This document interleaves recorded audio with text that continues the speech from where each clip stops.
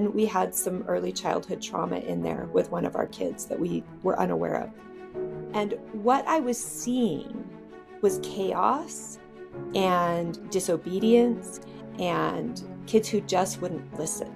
And at the time, one of my kids, genuinely, I had a 4-year-old who just hated me. When things get dark, whatever's happening, and I know for me personally, when things get dark, if I look too far ahead, I really struggle to snap out of this desperation feeling because it is so overwhelming. And the reality of the difficulty is so heavy. Welcome to The Word Effect with me, Becky Kemp. This show is all about the language of leadership and how the words you choose shape confidence, resilience, and connection in leadership and in life. All right, welcome back to The Word Effect. I am Becky Kemp and so excited to have you. And I have a good friend of mine and guest, Michelle Cox. Thank you so much for being here. I'm excited to be here. Thank you. Yes, and just found out Michelle actually lives in Arizona, but right now you're in Utah. So we're like close to each other, getting away from the summer heat, you said, and doing some fun things here in Utah. Because no amount of positive words can make me really, truly fall in love with August in Phoenix. It's just not going to happen. That's true. That's true. I have a son and his wife that live there, and they've said the same thing. And I always say I like the hot until it gets really hot. And then I'm like, oh, it is, because even in Utah, it can get up there, but nothing like it does in the Phoenix area. So welcome to a little bit cooler 100-degree weather in Utah. I'm very glad to be here. Well, I'm so excited to have you on the Word Effect podcast. We are going to be talking about the power of words and how you use them in your business and with family connection. Do you want to just introduce a little bit of what you do? And then we'll kind of go back how we met, different things like that. Perfect. So I have the pleasure of walking with families as they navigate their relationships. And anybody in a family knows that it's messy and it's not often easy. And so I get to meet one-on-one with parents, often one-on-one with children in a family, and then as with the entire family unit to create activities and experiences that will build relationship, help people learn how to process emotion in a healthy way, and ultimately deepen their connection and ability to work together through the hard things that come with a family. That sounds awesome. And I know that it works. I've had those experiences myself. All of those things, I would imagine you're using words to help and train and coach, right? Giving direction. My kids would say I'm using far too many words, far too many words, but they always tease me. They're like, you can't say anything in under a minute. And I'm like, well, you're probably right. So yes, using lots of words and listening to a lot of words. And listening to, but as you're coaching and training people, you're giving people, it sounds like, new perspective, new ideas, permission to maybe do something different. Would you agree? Yes, absolutely. And I think, for me, just as a mom, I don't know about you, Becky, but when I became a parent, I thought that there was a right way to do things. And that if I did things the right way, then I wouldn't have this problem or that problem, or my kids wouldn't have to experience certain hard things. And if there's one thing that I've learned over the years, it's that there's not a right way.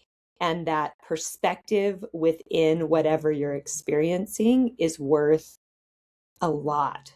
I can't fix other people's families, mostly because they don't need to be fixed. You don't need to be fixed. And I don't need to be fixed.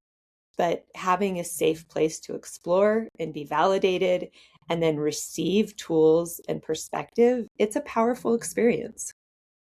I love that. And I love that idea that we don't need to be fixed as well, because so often we can fall into that trap of, if all these things were to change, our life would be better. And I'm sure just shifting that perspective, as I know, can change everything, just to see things different and accept where you're at. Because as you were talking, I'm a mom of 5 boys, and you would think that what works for one works for the other, but no. And my youngest is 15 at the time right now. And so my other 4 have all graduated, but I have one more that I've got to get through these high school years. And I'm being reminded of the challenging time of high school years. I'm being reminded of kind of what I've gone through before, but I keep being reminded that he's an individual today and I've got to work with where he's at and not compare him to how my other boys have gone through life, right? And so yeah, we want to help our kids avoid any, missteps, but really learning to listen, learning to just love and connecting with them where they're at is so, so powerful, I would say, right? Yeah, and thinking of your 15-year-old, he's growing up in a world and he's experiencing high school in a world that no one else in your family has experienced. Yeah. It's completely entirely different. And one of my favorite phrases is listen with curiosity, connect with Mm, heart. mm. And especially when we're dealing with kids, because we have had our own teenage experiences. We've had our wisdom, we've earned our wisdom, right? But the world is so different and their experiences are so different. So coming to understand, not from a place of criticism, but please help me understand what it's like to be you in this world. Simply leaning in with curiosity can help us connect at a much deeper level because they have so much to teach us. Yeah, I love one of my favorite words is curiosity as well. And Mm. as I speak, I always talk about how curiosity fuels connection because so often we can get stuck in why is this happening? This is not what I planned. Just like what you said, I had this plan as a new mom that if I do all these things, my kids are going to turn out this way. And when it doesn't work out on paper, we can feel frustrated, overwhelmed, full of anxiety that we failed instead of dropping into a place of curiosity. So tell me, how did you let's step back just a little bit. How did you get into being a parent coach and building it's called Build Family Connection? Is that what Build family specific? connection. Yes. Yeah, And tell when us I how you kind started of got into out, that.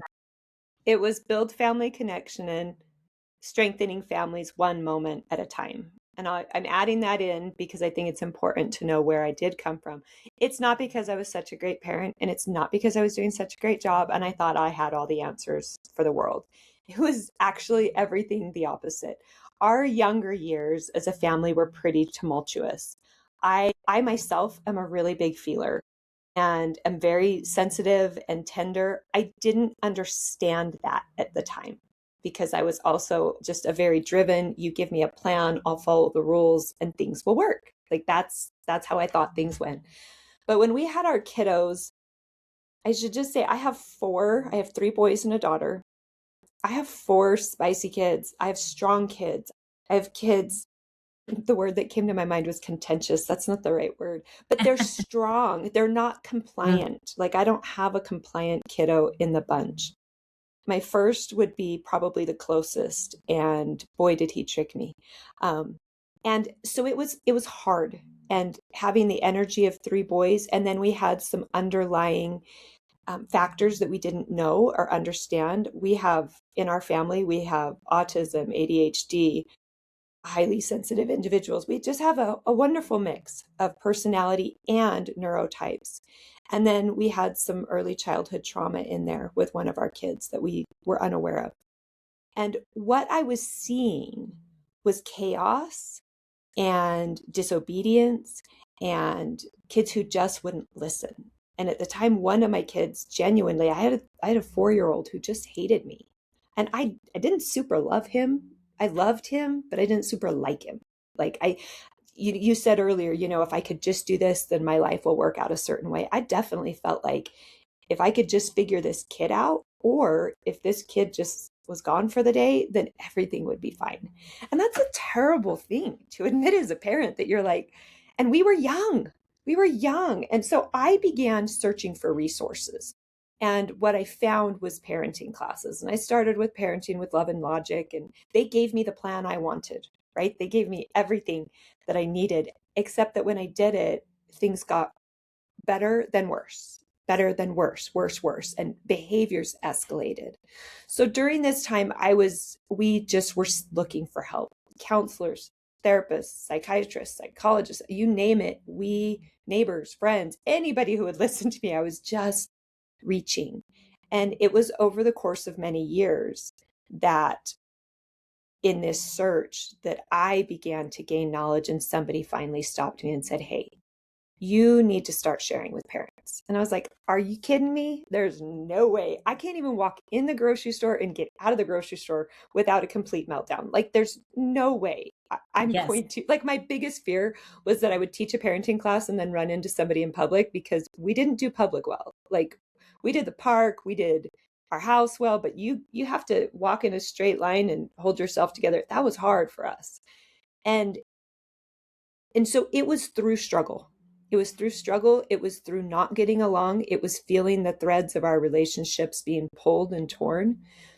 And, that same little kid that I didn't really like, and he really didn't like me, it just got married last week.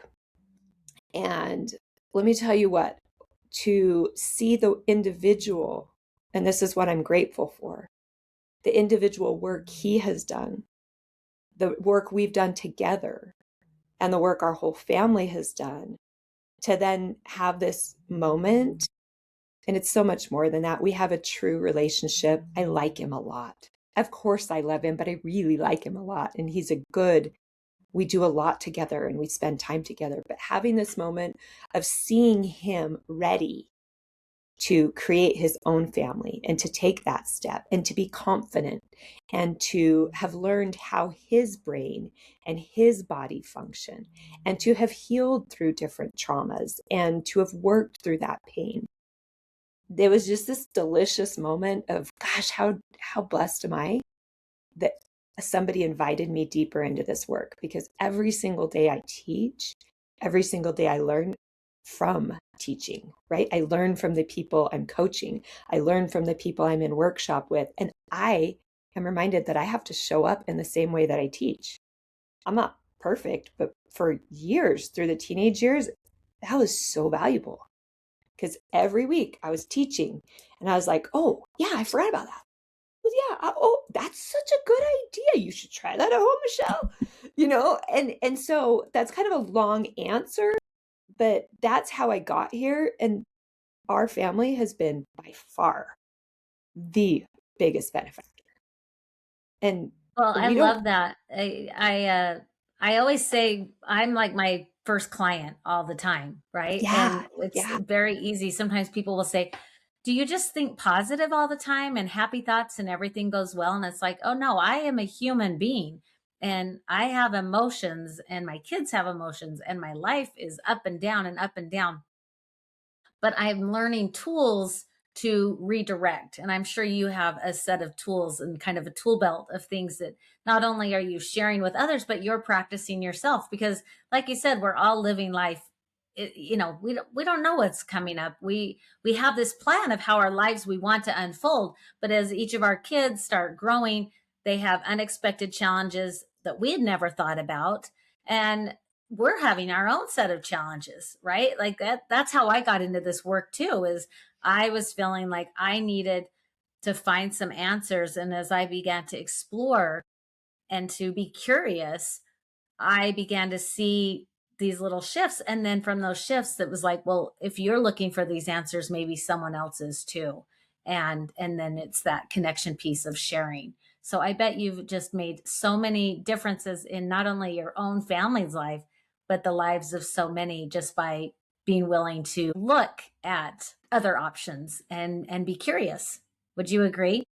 Yeah, it's interesting that the word choice you just used there is the willingness to look. And for me, that has been a powerful skill set, because I think in our fear, in our worry, sometimes we want to force a plan, or we fight so hard because we want things to go a certain way because we deeply love. And one of the more powerful aspects that I've experienced is being willing to look at what is. And that I like comes that. with a lot of different elements. You talked about the emotional, people asking you, "Do you always just think happy thoughts?"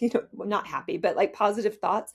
Yeah. And, I think that's one of the misconceptions with the power of words and with thoughts, is that in no way does this diminish or eliminate, emotion. We are human beings having an emotional human experience. And I would be concerned if the people I worked with didn't have any feeling. Like, that's actually not a healthy place to be.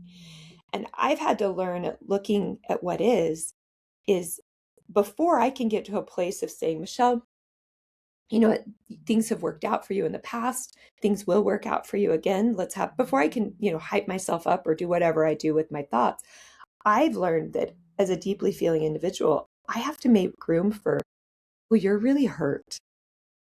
You're really worried right now. And I woke up the day after the wedding. Who would have thought? 2 joyful, wonderful, blissful days of celebrating. And the morning after the wedding, hello, friends, where were you? And why didn't you warn me this was going to happen? I felt like I had been sucker punched to the gut. And I woke up with this sick grief and tears like just spilling out. And I was like, what the heck is happening here? And I was laying there in bed and I was like, oh, that's grief. And just simply being able to identify it. And I was like, but grief, I'm happy. I'm like, yeah, you are. And this is a huge chapter change. And you guys have worked so hard to get to this point. This is just a change, and change can be full of grief. And I got to sit with that for a minute. Whereas that the past, my thoughts would have, and still, it's not like this doesn't happen, but what's wrong with you? Why, how could you be feeling this way? You're so selfish, pull yourself together, whatever thoughts would come barging in. Instead, learning to just say, oh, that's grief.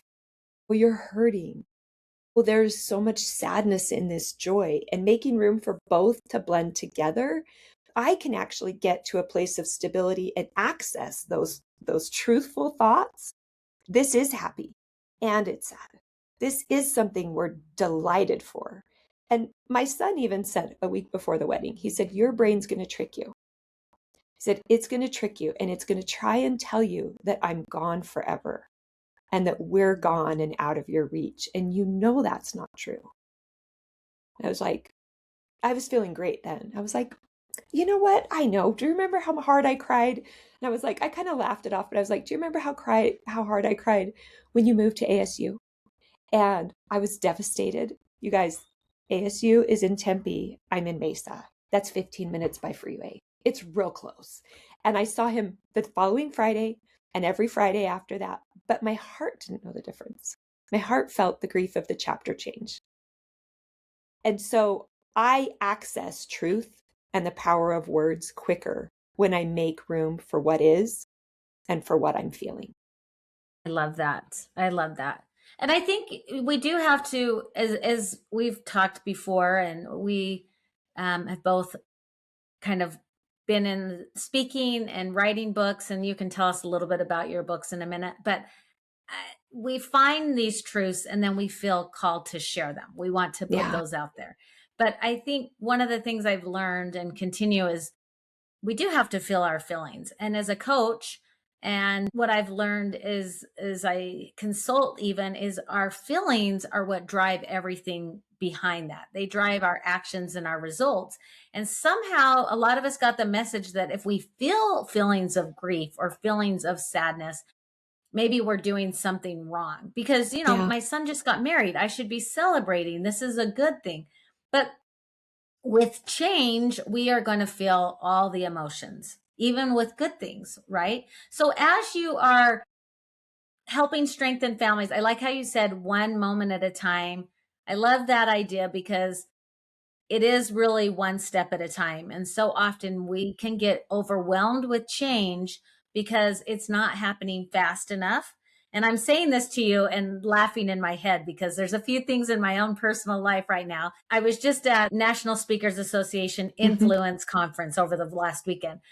And it's so easy for me to look back and not think where I've gotten is far enough.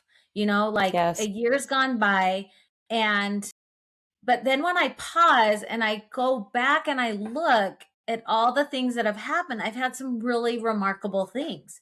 But am I where I need to be today? Well, yes, I guess I am. But my brain's always offering me that I'm behind or that this isn't there or whatever. And so I think the first step a lot of times is just teaching people to acknowledge what you're feeling and becoming aware. Would you agree? What have you found helps people with strengthening families one moment at a time when the big picture can be so big, and really our brain tends to focus on all the problems or where we're lacking instead of the good?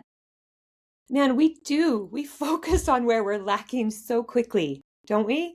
And Yeah. I know when things get dark, whatever's happening, and I know for me personally, when things get dark, if I look too far ahead, I really struggle to snap out of this desperation feeling because it is so overwhelming. And the reality of the difficulty is so heavy. And so the one moment at a time for me came from I had to move quite literally from one interaction to the next. All I could, like, the visual I use in my own mind is like horse blinders. You know, when you see horses out on the field and they have their little, like, now horse people, I don't even know what they're really for, okay? But I call them horse blinders. And I have had to metaphorically put on my horse blinders and only focus on the individual directly in front of me. And nothing else in that moment mattered. It was just get through this moment, recover, and then there was the next one. And sometimes they come really fast, but most of the time there is at least a half a second between them. And you can breathe and be like, okay, I did it.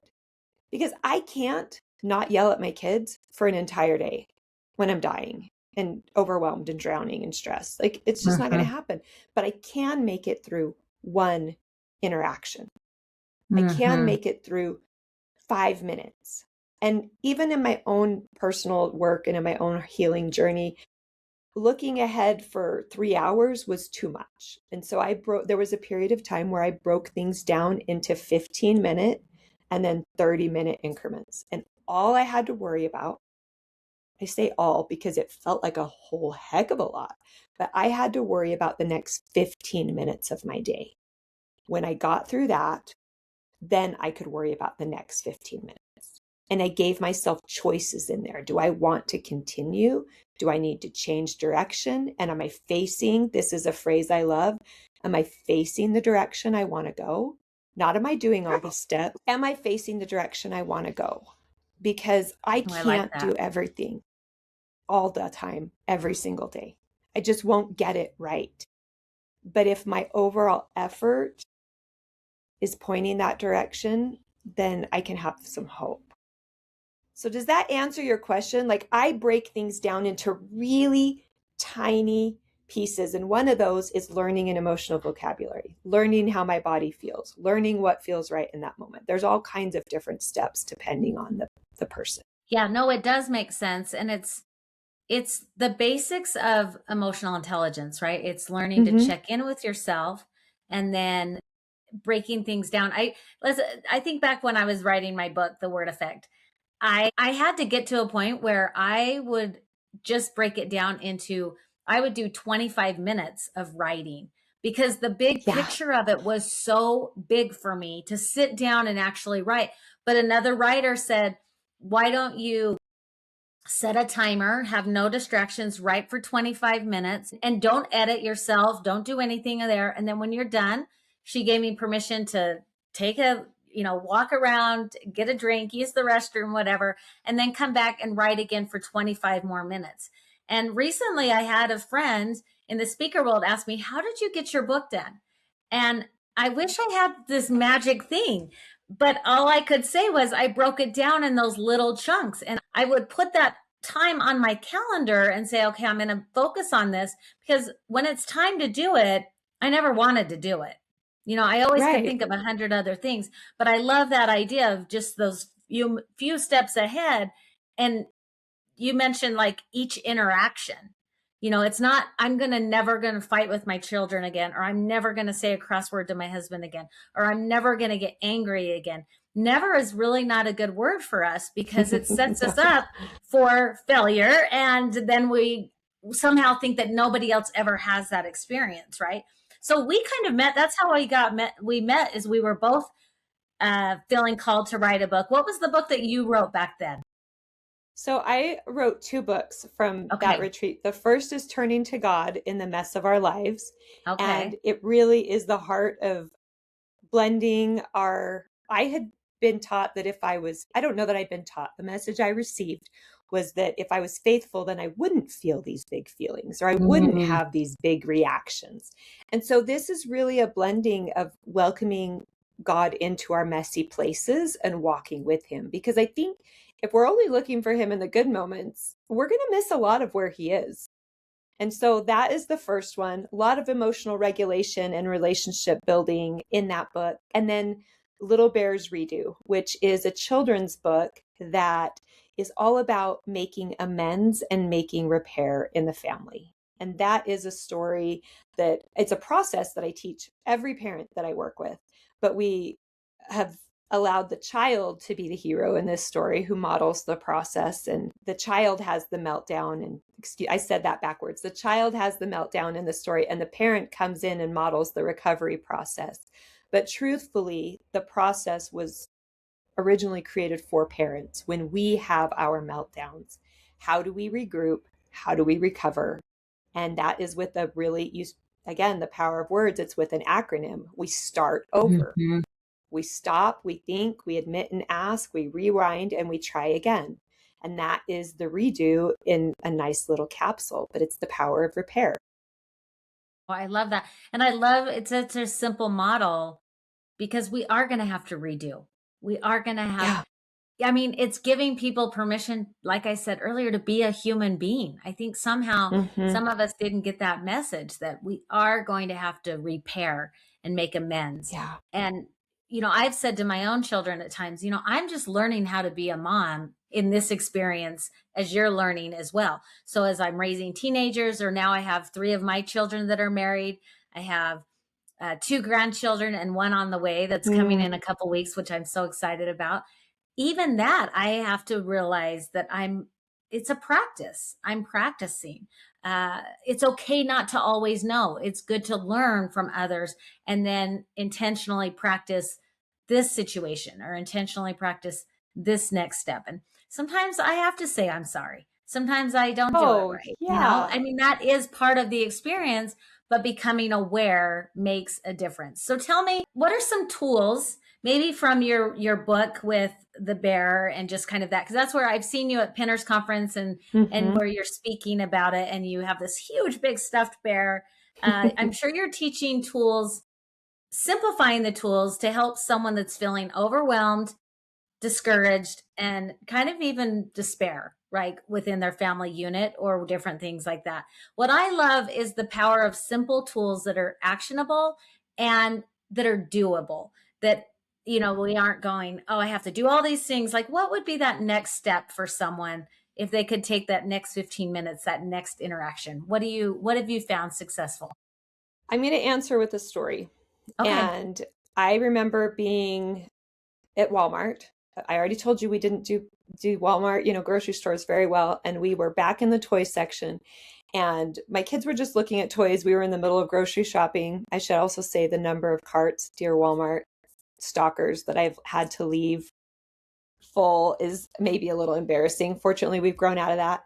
Um, and actually, I'm going to correct my words. We've worked our way out of that. We didn't just get lucky. It was a lot of work. But I remember being there one day and the kids were just perusing on the toy aisle. And one kid was just starting their poking and their stuff, right? And it was escalating quickly.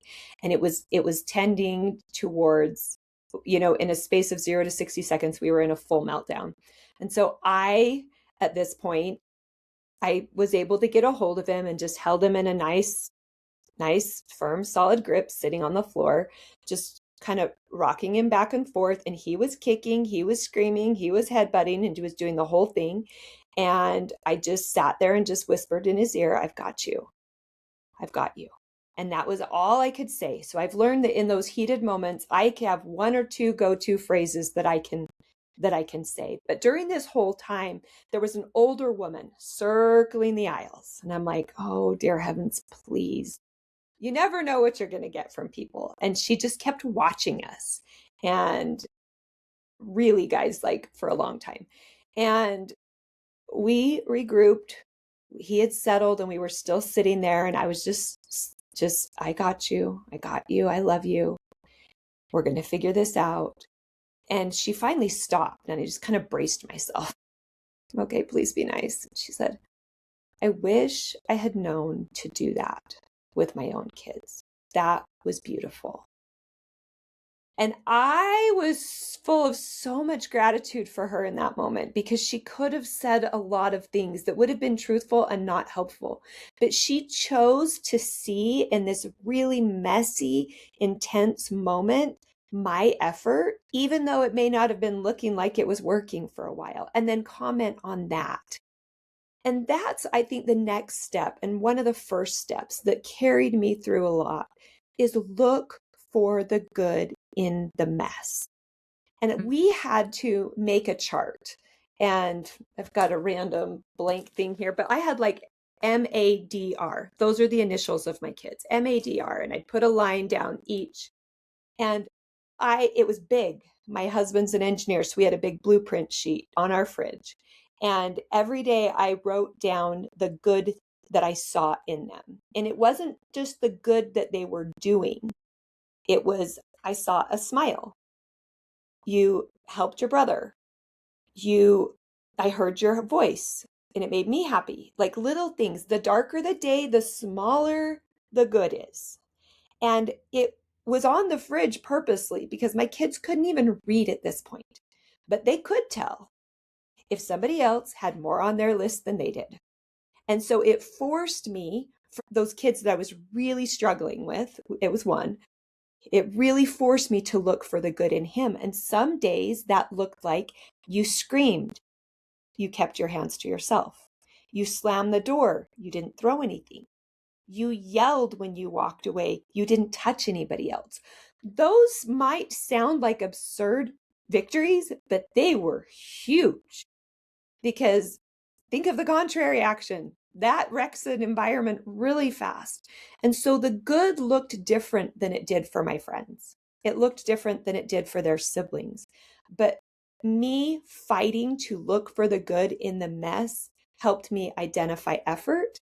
It helped me identify progress. But most importantly, it gave my soul like a rung on the ladder to hold on to, because I was drowning.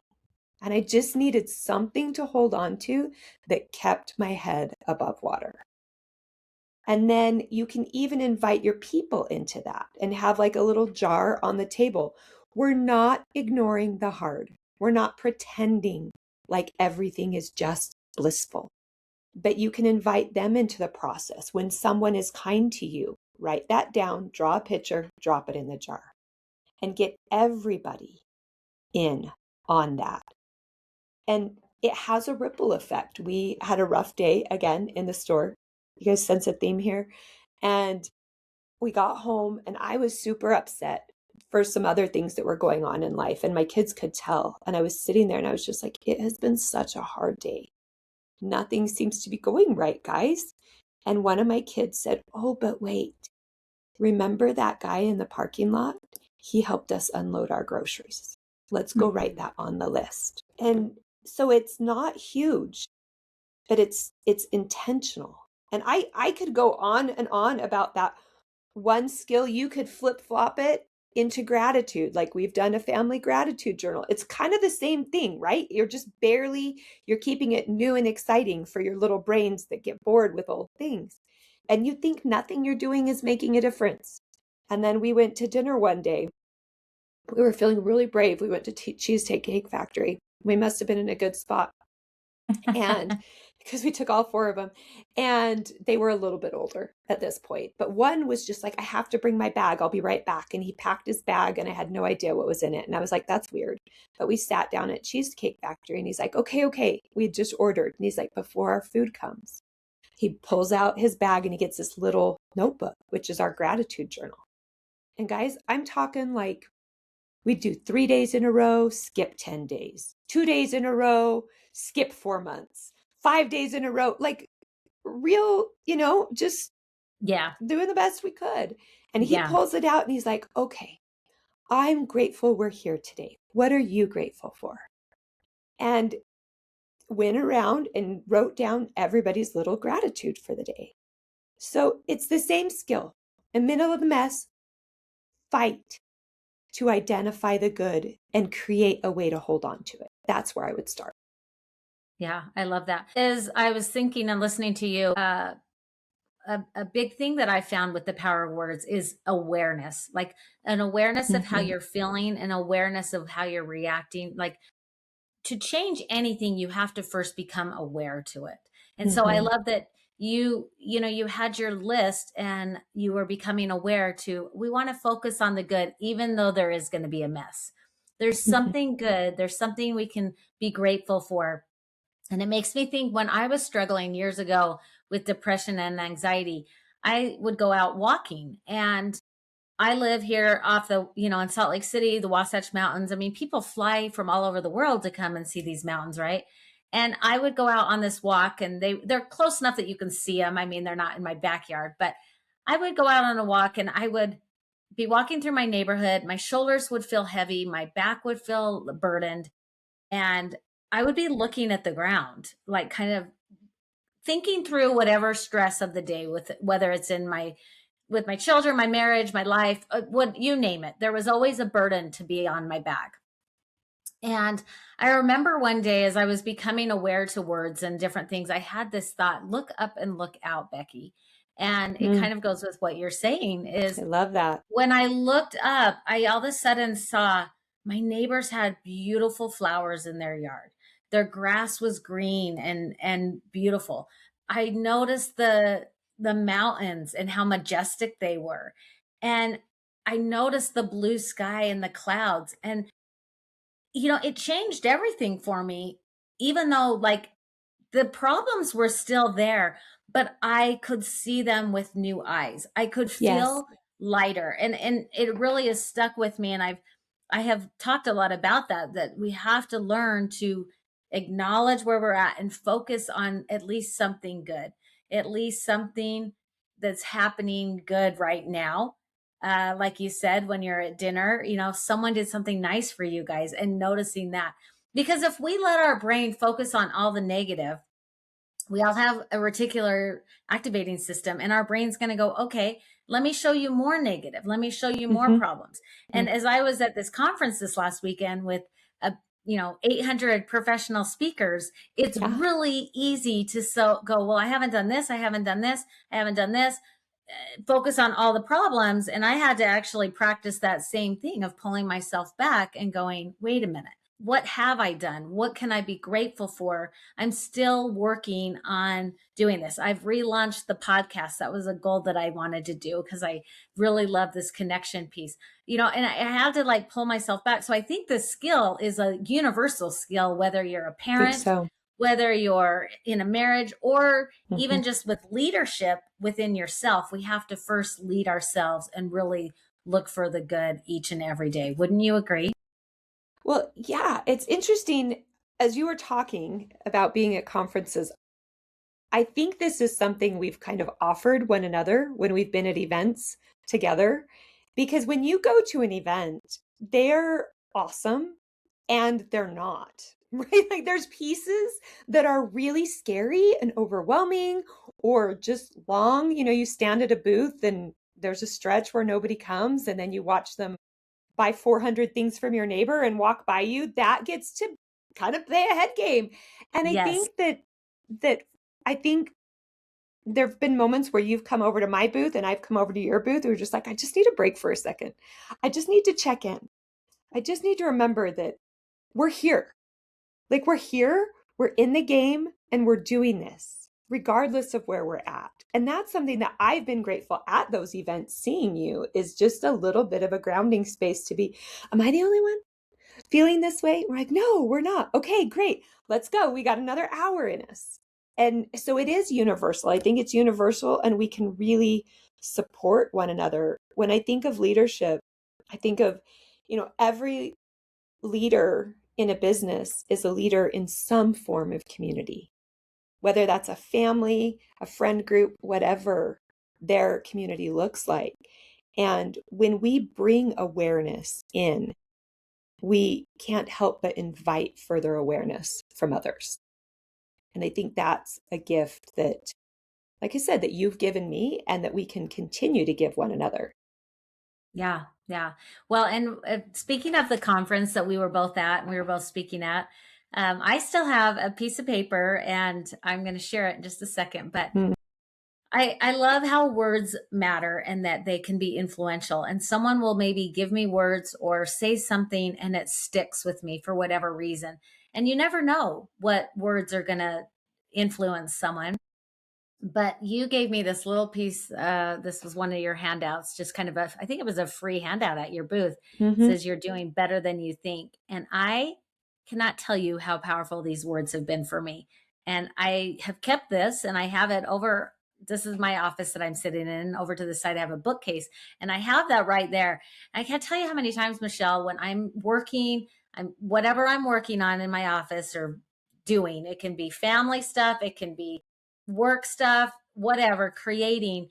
And I will look to the side and I will see those words. And I pause just long enough to read them. And I'll say to myself, oh, you're doing better than you think. And it is such a reset for me because when I'm starting to go down the spiral of negativity, it's okay, I worked on this for 2 hours. I thought I'd be done with it and I'm nowhere near. Or this is harder than I thought. Or I thought I'd get to this project today. I mean, I'm always lacking. I'm always lacking in my Hmm. thinking. My thinking always is showing that I'm falling short. But those words, I cannot tell you how often they have helped me. So, first off, I want to just tell you thank you for putting that card together, but I want to also know what influenced you with those words, because how did you decide those words were something that were worth referencing? And I'm sure you've given them out to hundreds of people and I bet they've made a difference in a lot of people's lives. So how do those words matter to you? Thank you. They are, I mean, everything to me because like you, I feel like it's so my brain shows up when I'm tired, when I'm overwhelmed, and when things are hard, when I'm hungry. It's so easy to see the lack in myself and those around me. And when I was in coaching sessions, I noticed over time that I wished there was a way for me to zoom back, like to zoom out and trade places with the person I was working with. Because I could see with such clarity the progress and the steps and the change, and they were struggling to see it. And I'd had my own therapist say the same things to me, like, I wish you could see what I could see right now. This thing you're calling a failure is actually a huge leap of progress for you.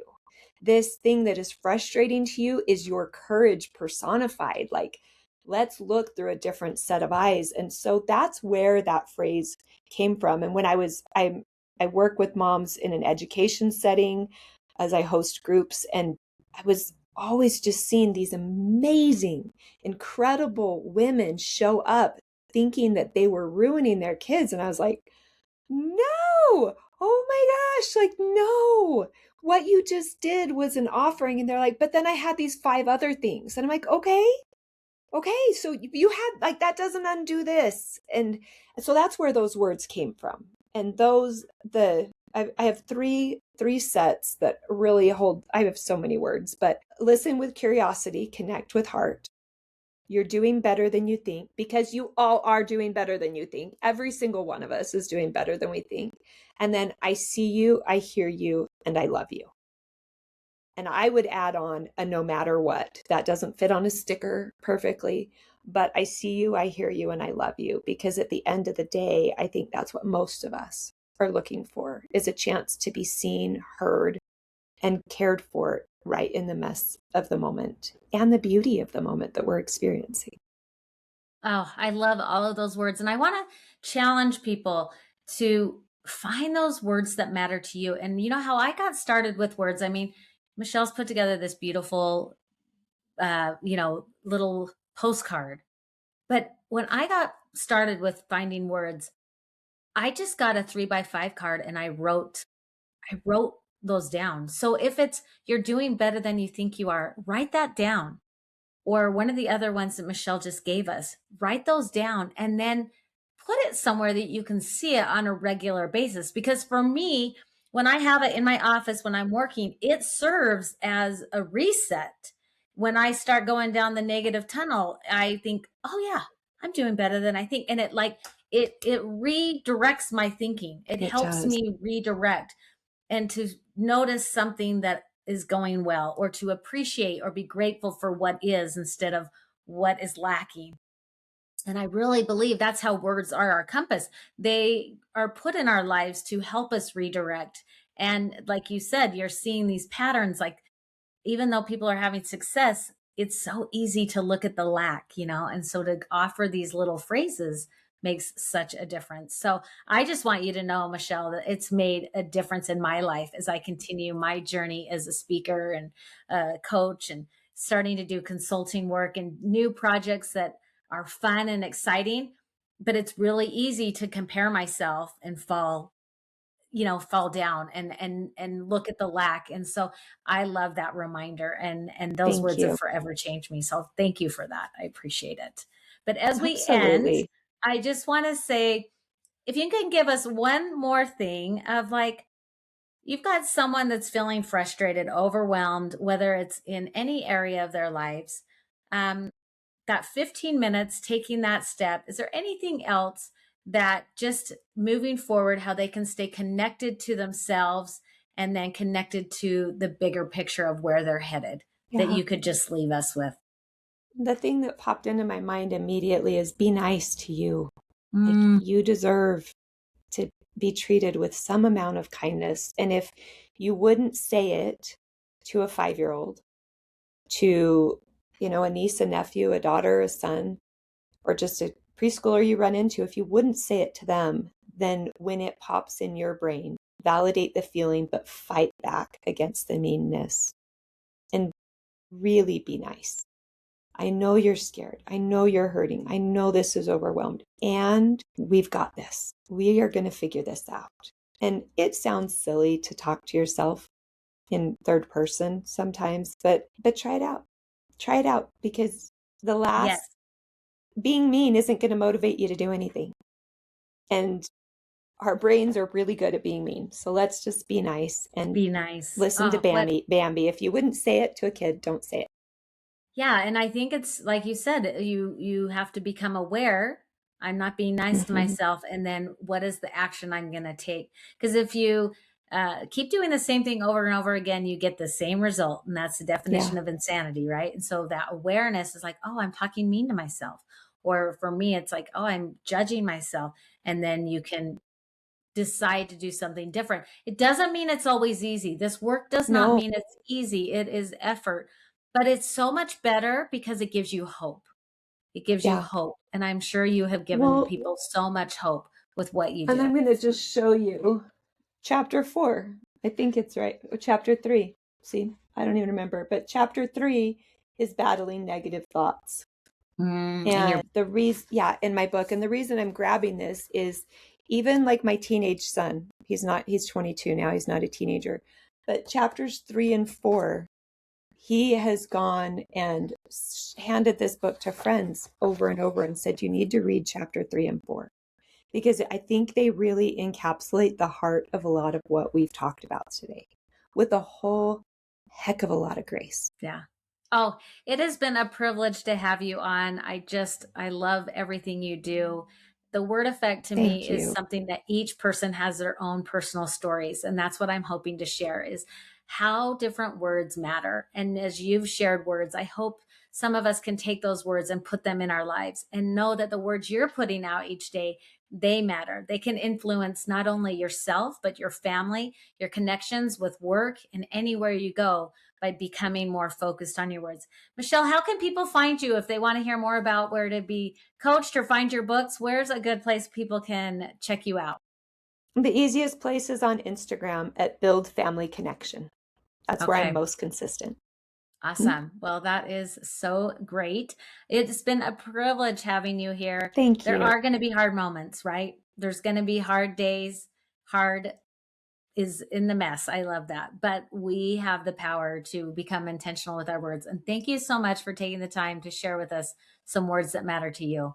I really appreciate it Well, today. thank you. I adore you. And I'm so grateful we got to spend some time together today. Yes, thank you so much. Okay, until next time, everyone, be intentional with your words. Think about the words you are going to choose to put on. Find a phrase this week that you're going to practice putting on. Be aware to it and go out there and make today amazing. Thank you so much.